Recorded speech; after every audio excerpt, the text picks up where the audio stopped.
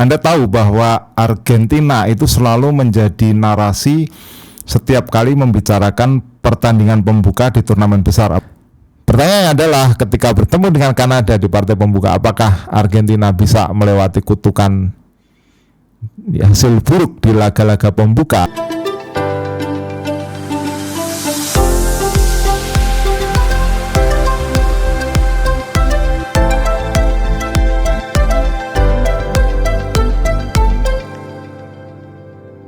Salam pemirsa, ketemu lagi di Titis Corner. Dan Anda tahu bahwa Argentina itu selalu menjadi narasi setiap kali membicarakan pertandingan pembuka di turnamen besar, apakah itu Piala Dunia, Piala Eropa, atau Copa America. Sebabnya apa? Sebabnya karena Argentina pernah menjadi korban sebagai tim unggulan yang ketika itu dikalahkan oleh tim underdog. Kejadiannya pada Piala Dunia 90, ketika itu Argentina kalah dari Kamerun 0-1 lewat gol dari François Omambi ke gawang Sergio Goycochea. Nah, peristiwa itu selalu menjadi dasar bahwa pertandingan Italia pada Piala Dunia 66. Lalu kemudian contoh lainnya adalah ketika Aljazair mengalahkan Jerman Barat pada Piala Dunia 82. Dan berikutnya itu adalah apa yang dialami oleh Argentina. Karena itu setiap kali turnamen besar akan dimulai, selalu pertandingan Argentina atau gol François Omambi itu dijadikan narasi bahwa pertandingan pembuka turnamen besar itu tidaklah mudah. Nah, Argentina akan menjalani pertandingan pembuka Copa America 2024 melawan Kanada. Ini jelas pertandingan yang tidak mudah. Dan catatan tambahannya adalah pelatih Argentina Lionel Scaloni ini selalu memiliki catatan buruk setiap kali partai pembuka turnamen besar dari tim atau Argentina yang dilatihnya. Ya, pertama kita mencoba untuk mengenal Lionel Scaloni lebih dulu. Jadi Lionel Scaloni ini dulu adalah asisten dari Jorge Sampaoli di klub, dan kemudian Piala Dunia 2018 di Rusia, Jorge Sampaoli melatih tim nasional Argentina. Nah, kemudian kita tahu waktu itu Lionel Scaloni masih memegang tim U20 ya, kemudian diminta untuk menjadi asisten Jorge Sampaoli bersama Pablo Aimar.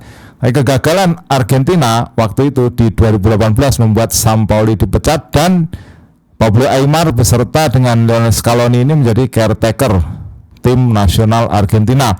Tantangan mereka adalah Copa America 2019 di Brasil ya waktu itu.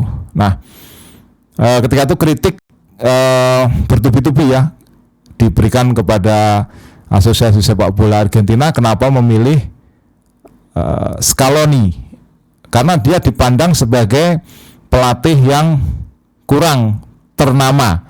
Jadi pelatih yang secara reputasi dia masih belum dianggap belum pantas untuk melatih tim nasional Argentina. Kritik termasuk datang juga dari legenda sepak bola Argentina Diego Armando Maradona. Tapi Alfa jalan terus, dan Lionel Scaloni menjalani pertandingan penting kompetitif pertamanya di turnamen besar itu ketika Copa America 2019 di Brasil. Nah, waktu itu partai pembukanya melawan Kolombia. Apa yang terjadi? Argentina kalah 0-2. Jadi ketika itu Argentina kalah lewat gol dari Roger Martinez dan juga gol dari Duván Zapata.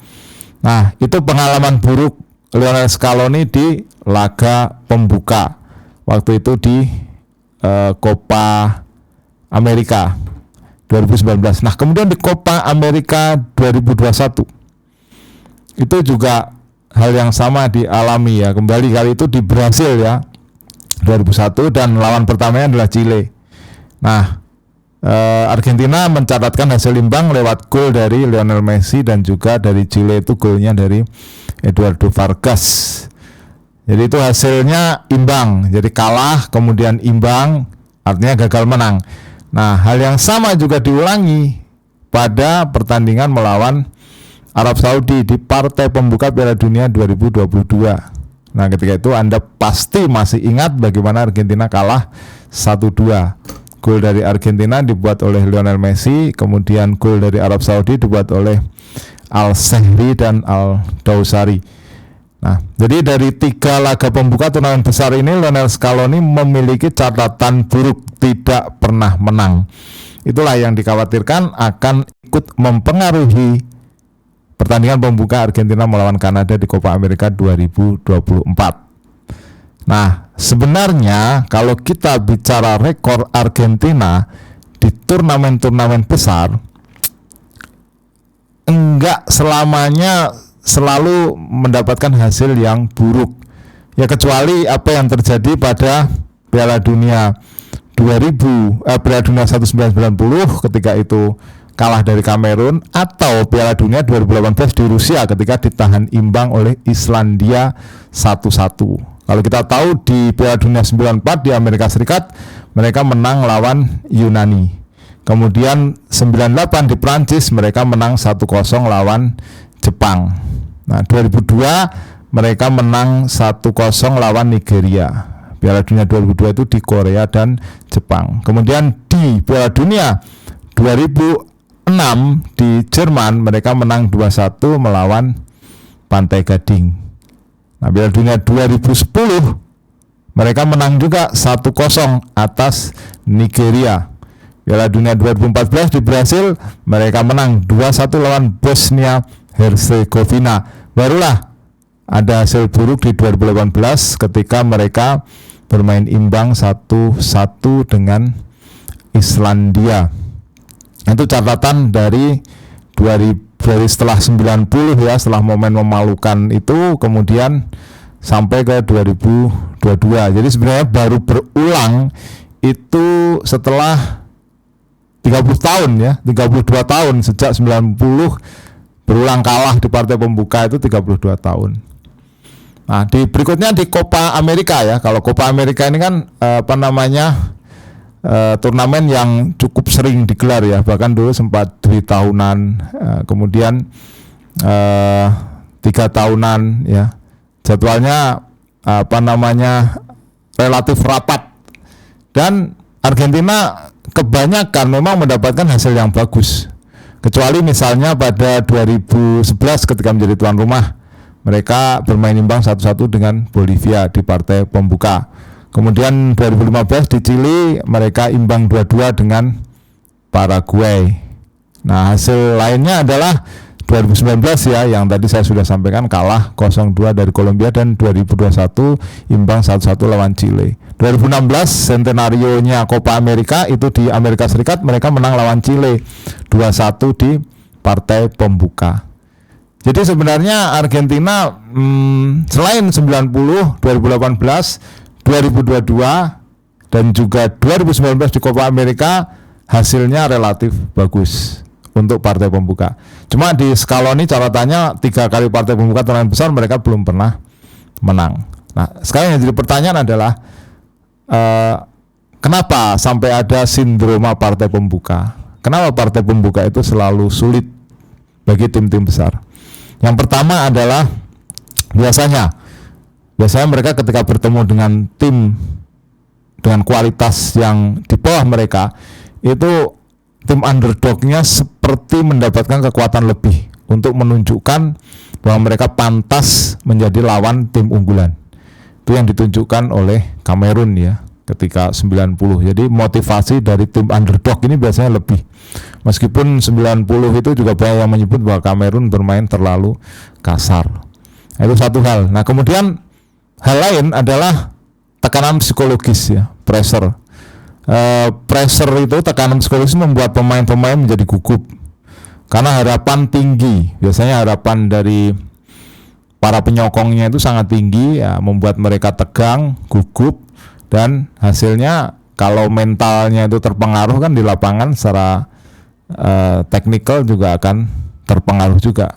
Itu faktor berikutnya. Nah, kemudian ada juga yang menganalisis bahwa penyebabnya adalah biasanya di partai pembuka tim-tim kuat itu cenderung bermain hati-hati.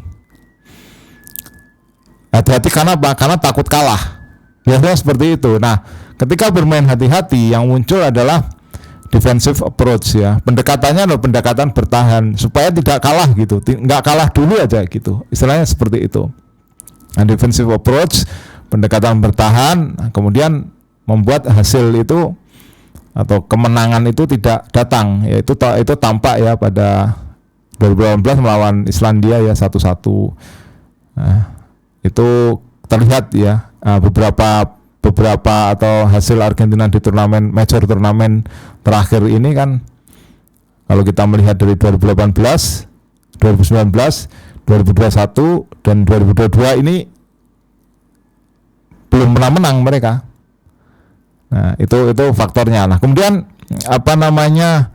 chemistry yang belum ya seperti ibaratnya mesin diesel lah, belum lambat panas gitu. Chemistry-nya belum terjalin. Masih pada fase adaptasi taktik, adaptasi gaya bermain, ya macam-macam adaptasi ya.